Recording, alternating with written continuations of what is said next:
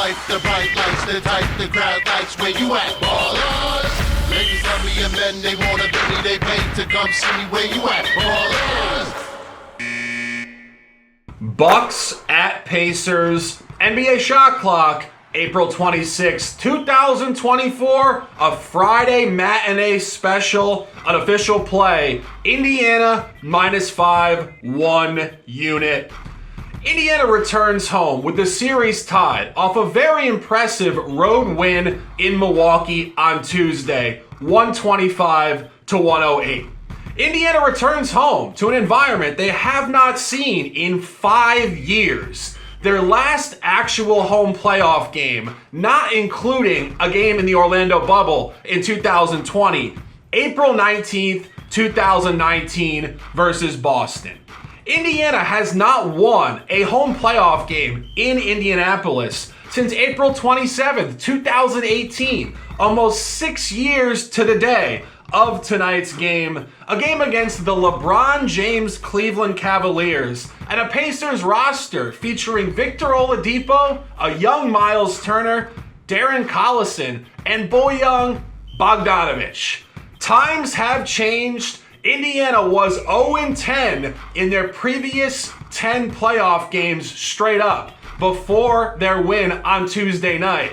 And we expect a generational momentum to continue tonight at Gainbridge Fieldhouse. Versus a divisional opponent, Milwaukee, Indiana has owned this year, going 5-2 ATS, including games of 54 points and 64 points from Giannis Antetokounmpo, who's not playing tonight.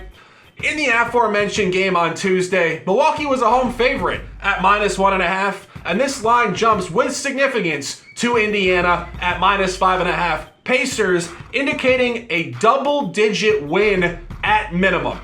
0-10 last 10, finally got one by the Pacers to continue this upward movement and dominate tonight. An official play in this game, Indiana -5, 1 unit official.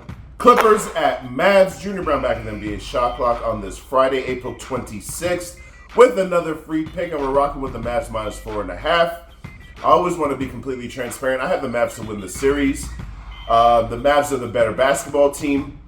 One thing that people are kind of sleeping on about the Mavs, so in the last 20 games of the season, and math is what we do for a living as cappers, 20 games is 25% of the season. So for the last quarter of the season, Dallas finished 16-4, which is tied for the best record in the league with the Boston Celtics during that period. And Dallas had the number 1 ranked defense for the last quarter of the season. So what they're doing in this series is no fluke. The fact that they held the Clippers to 93 points is part of what they've been doing. The fact that they held them to 109 in a loss, that's what they do. If Dallas's offense wakes up, because even though they split the first 2 games, their offense hasn't really showed up. Luka is not making shots that he normally makes. Luckily for him, in game 2, the others, guys like PJ Washington, who I really want to shout out, and Kleber made some big shots, PJ made some big shots. Obviously, Kyrie does what Kyrie does. They kind of done it without the best version of Luka. At some point in this series, Luka is going to wake up. I understand on the other side they've got Kawhi, who's going to probably wake up too, but one of the 2 guys has been out for like 2 months. So I'm going to stick with the leading scorer in the league to wake up in the series, something that, he's one of the best postseason scorers of all time. I'm going to bet on the Dallas defense that's been the best in the league for the last quarter of the season to continue to do that. I'm going to bet on Kawhi trying to work his way back into game shape in the playoffs, which is crazy to me. I think it's going to cost the Clippers.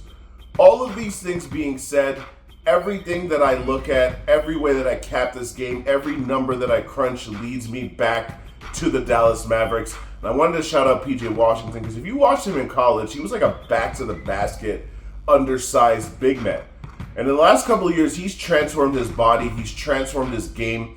And now, bro, in game 1, he's guarding Kawhi Leonard on some possessions, Paul George, even James Harden in some points. If you told me in college that he would be guarding guys like of that level, I'd have laughed in your face. Now, he's provided Dallas with the versatility that's allowed their team to collectively be the best defense for the last 20-some-odd games in the league. I do not believe in the Clippers in any way, shape, or form. During the same span that I keep repeating for the Dallas Mavericks, the Clippers are 10-10 with a defense that's ranked 22nd. Give me Dallas going back home in front of their crowd, -4.5. Let's cash another ticket, y'all. Timberwolves at Suns, 10:30 p.m. Eastern in Phoenix. An official play to cap this Friday card on NBA Shot Clock. Phoenix -4, 1 unit. This is game 3 of this series, and Phoenix is down 0-2.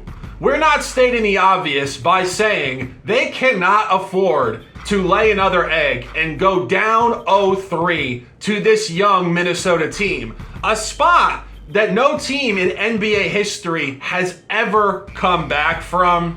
Go back to the previous 2 games. On Saturday afternoon, Minnesota hammered the Suns by 25. But Tuesday night, the game was a little bit more interesting, as Minnesota did win the game 105-93, but going to the box score, both teams had the exact same statistics from the field, going precisely 35 for 78 field goals. What does that mean? It means that Minnesota got to their margin by free throws, which is largely subjective in the playoffs, and the NBA will most likely have the officials calling this game much more closely in favor of Phoenix, not wanting a sweep between big-time players that they can market for another week for ad revenue. This is a bit of a conspiracy theory, but the NBA refs are very much instructed oftentimes to swing games. Phoenix did cover all 3 games against Minnesota in the regular season, and we think they're going to return back to their form, where those covers did come by 15.7 points per game. Phoenix is no joke. They have a professional coach, a professional unit. They laid 2 eggs on the road. This is the bounce back, the desperation spot, the top spot on this Friday. Buy Phoenix at -4, and let's cash this ticket.